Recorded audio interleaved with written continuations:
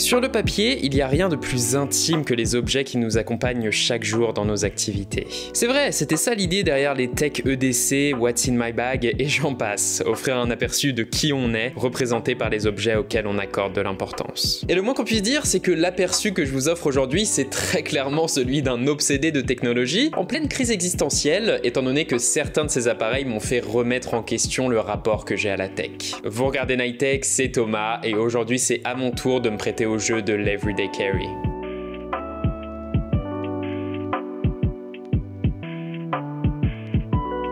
Avant toute chose, il faut que je vous parle de la petite combinaison que je récite à chaque fois que je vais sortir de chez moi, hein. Je pense qu'on en a tous une et n'hésitez pas à partager avec moi votre combo indispensable dans les commentaires, je serais assez curieux de le voir. Personnellement, c'est le combo clé, porte-carte, téléphone et enfin écouteur. J'utilise toujours le même porte-carte générique depuis genre 5-6 ans à tout casser, hein. Je l'avais acheté sur Amazon pour genre 20 balles à l'époque et j'ai totalement laissé tomber le fait d'avoir du liquide et un portefeuille à côté. J'ai simplement mes cartes là-dedans qui sont toujours avec moi et en général je vais plutôt payer avec mon téléphone de toute façon. Et la petite particularité, c'est que j'ai quand même pu y insérer un petit AirTag dans la doublure en tissu. Bah oui, hein, les AirTags, il fallait quand même que je vous en parle un jour. Concrètement, j'en ai acheté un par curiosité le jour de leur sortie et j'ai pas fait de vidéo dessus simplement parce que j'ai dû m'en servir genre 3 fois à tout casser et à chaque fois c'était simplement pour retrouver le jean dans lequel j'avais oublié mon porte-carte. En fait, j'ai une vraie appréciation théorique pour les AirTags étant donné que je trouve que c'est génial de pouvoir leverage le réseau de tous les appareils Apple en circulation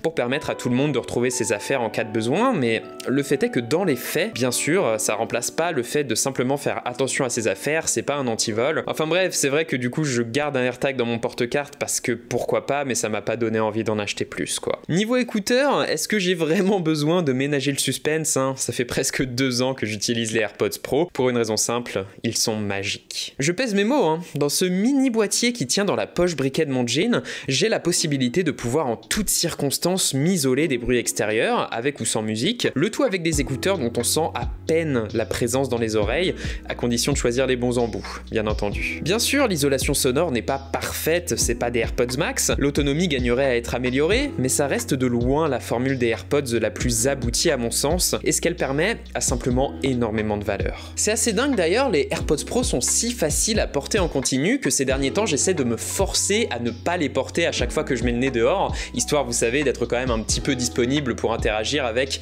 d'autres êtres humains, c'est quand même important. Et bien sûr, qui dit AirPods dit iPhone, bien entendu. Mon téléphone personnel, c'est l'iPhone 13 Pro Max en graphite. C'était l'objet de ma vidéo de la semaine dernière, sans doute ma vidéo la plus aboutie sur la chaîne d'ailleurs, j'y ai vraiment mis toutes mes tripes, mais je vous ai pas trop parlé de pourquoi j'avais choisi ce modèle personnellement. Très clairement, pour moi, le format d'iPhone le plus intéressant en général, malgré le fait que j'ai choisi le Max cette année, c'est celui du Pro standard. 6,1 pouces en full screen, c'est un excellent compromis entre préhension, taille d'écran et autonomie. Le truc, c'est que cette année, je voulais avoir une autonomie sans aucune concession, sachant que mon usage du smartphone s'est intensifié ces derniers temps, étant donné que je suis sans arrêt en train de transiter entre chez ma copine, chez mes parents, mon studio et les bureaux de WeThings. Et clairement, ça fait du bien d'avoir un tank comme le 13 Pro Max. Increvable, super solide, super performant avec sa puce A15, avec un écran ProMotion OLED juste incroyable de qualité, c'est génial, jusqu'au moment où il faut le mettre dans une poche ou l'utiliser à une main. De façon plus générale, j'apprécie énormément cette génération raffinée et peaufinée de l'iPhone en tout cas. Au fil des jours, ce qui reste, c'est vraiment cette impression que toutes les technologies qu'il embarque sont mesurées et maîtrisées, et dans mon expérience quotidienne avec, eh ben, j'ai juste rien à redire au sujet de cet iPhone 13 Pro Max au final. Il n'y a pas d'émerveillement, c'est vrai, mais c'est juste cool au quotidien. En passant, héritage de mon iPhone 12 Pro, j'ai toujours dans mon sac cette petite batterie MagSafe de chez Novodio. Un petit galet minuscule, 4200 mAh de la recharge via MagSafe ou via son port USB type C, et vraiment ne sous-estimez pas l'avantage de pouvoir simplement coller ce genre de petit galet au dos de votre iPhone pour le recharger. En tout cas, c'est dingue à quel point ça élimine totalement la galère que représente le fait de charger son téléphone en déplacement. J'apprécie, c'était pratique pour passer d'une salle de cours à l'autre en tout cas. Également toujours sur moi, mais pas dans ma combinaison utilisant mes mots techniques pour une raison évidente, la montre connectée. Depuis ma dernière vidéo sur l'Apple Watch et en attendant la sortie de la série 7, j'ai décidé de me désintoxiquer du système de cercle à compléter au quotidien de l'Apple Watch, étant donné que je commençais à développer une petite obsession pour. À la place, je me suis mis à utiliser exclusivement la ScanWatch de Withings. Alors encore une fois, disclaimer, je travaille chez Withings, ils me laissent faire ce que je veux sur YouTube, mais voilà, enfin je vous le dis, je suis pas objectif. Mais il faut quand même l'admettre, la philosophie derrière la ScanWatch me parle de plus en plus. L'idée derrière ScanWatch, c'est que la technologie doit s'intégrer dans notre vie et non pas l'inverse. C'est ce qui la rend unique, c'est avant tout une montre. Elle est pensée pour être à la fois élégante, discrète et durable,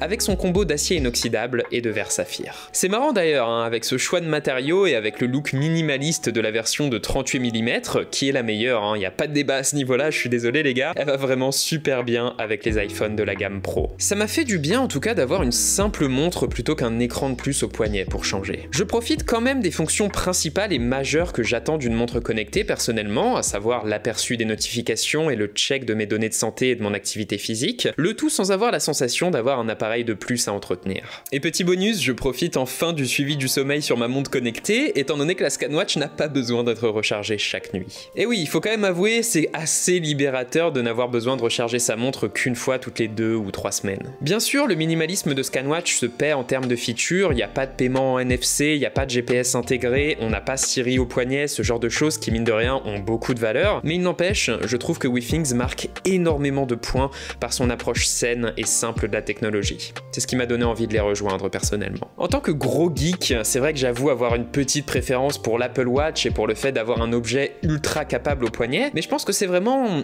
une question de perspective comme débat au final. C'est à vous de voir. Et justement, en parlant de perspective, la mienne est très floue si j'oublie mes lunettes. J'utilise un modèle assez générique et pas cher de chez Lunettes pour tous. Vous savez, c'est une de ces boutiques qui vous font vos lunettes en 15-20 minutes sans prescription, ce qui est plutôt cool, étant donné que j'ai payé genre 40 € pour celles-ci, elles sont toujours impeccables après 2 ans, et ça m'a vraiment beaucoup aidé pour éviter d'attendre des semaines pour avoir un rendez-vous chez l'ophtalmo, enfin voilà, c'est pratique et plutôt pas dégueu. Autre indispensable toujours sur moi, pas dans mon sac mais à mes pieds, c'est les chaussures Allbirds Wool Runner. Et oui, je sais, c'est vraiment les pires chaussures de bobo, mais écoutez-moi s'il vous plaît, elles valent le détour. Les Allbirds sont des chaussures en mérino qui sont pensées pour être les plus polyvalentes possibles, aussi bien valables comme basket de tous les jours que comme chaussures d'appoint pour la course à pied. C'est pratique, on a l'impression de porter des chaussons quand on est dedans, et c'est en général celles que je prends pour partir en week-end en combinant un petit peu sport, marche au quotidien, ce genre de choses, ou alors simplement pour les journées où je sais que je vais beaucoup marcher, ce qui m'arrive souvent. Je vous les conseille en tout cas, elles sont très chères, elles coûtent autour de 110 € je crois, mais elles ont tendance à durer longtemps, elles sont confortables, ça vaut le détour. Et d'ailleurs, nouvel appareil qui m'accompagne partout, même dans mes journées agitées,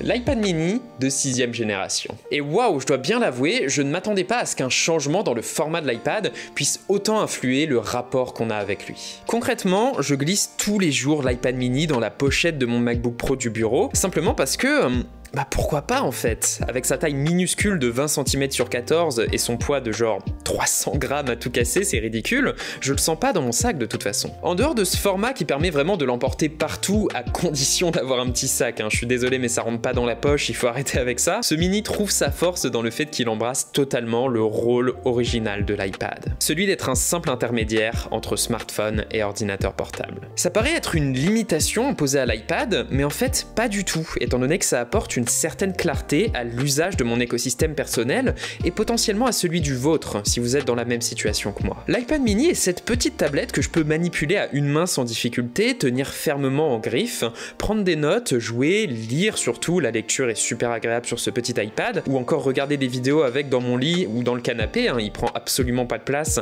et c'est très facile de ne pas le faire tomber. Enfin voilà, si mon iPad Pro peut parfois faire un petit peu doublon avec mon MacBook Pro, étant donné qu'ils sont pas si éloignés que ça en termes de taille, et bah l'appréhension du mini le distingue très clairement et les scénarios d'usage où je vais utiliser mon iPad ou mon MacBook deviennent tout de suite beaucoup plus clairs. Et du coup c'est vrai que quelque part, je peux pas m'empêcher de me dire que l'iPad mini serait l'option la plus sensée pour moi et peut-être même pour beaucoup d'autres personnes, sachant que je peux pas me séparer d'un MacBook et je sais que beaucoup d'autres sont dans cette situation. Je vous en dirai plus dans mon test de la machine bien entendu, ça a été mes premières impressions, mais voilà, c'est vraiment une curiosité cet iPad mini et je le trouve super intéressant. En tout cas, cet iPad mini aura été un bon rappel que oui, la technologie, c'est pas forcément une question de quel appareil est meilleur sur le papier, mais la technologie, c'est plutôt une affaire d'usage, de rapport qu'on a à l'objet et simplement de préférence personnelle. C'est quelque chose que j'essaierai d'à nouveau garder en tête à l'avenir et que j'aurais eu le plaisir de redécouvrir dans cette EDC. Enfin voilà, n'hésitez pas à me partager votre EDC dans les commentaires. Encore une fois, c'est toujours assez marrant de parcourir les commentaires de ce genre de vidéo où tout le monde partage un petit peu son setup et ses appareils. Et puis bah écoutez,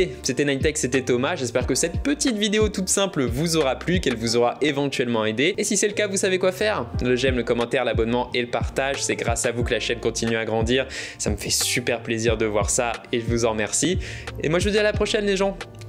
Allez, salut.